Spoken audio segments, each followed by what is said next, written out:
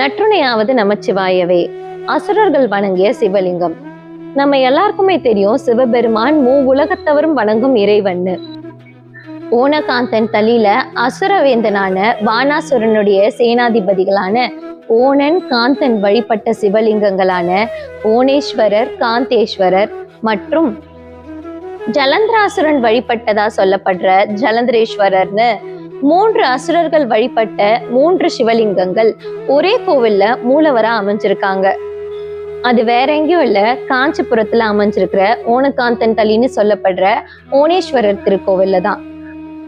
நெய்யும் பாலும் தயிரும் கொண்டு நித்தல் பூசனை செய்யலுற்றார் கையில் ஒன்றும் காணவில்லை கழலடி தொழுது உயின் அல்லால் ஐவர் கொண்டு இங்கு ஆட்ட ஆடி ஆழ்குழிப்பட்டு அழுந்துவேனுக்கு உய்யுமாறு ஒன்று அருளி செய்யீர் ஓணகாந்தன் தலியுளிரேன்னு சுந்தரமூர்த்தி நாயனார் தேவார பாடல் பாடி செல்வம் பெற்றுக்கிறாரு.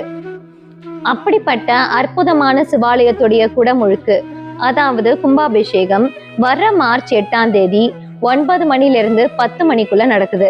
நீங்க காஞ்சிலேயோ இல்ல காஞ்சி பக்கத்திலயோ இருந்தீங்கன்னா மறக்காம வந்து இதுல கலந்துக்கிட்டு ஓணேஸ்வரருடைய திருவருளை முழுமையா பெறுங்க.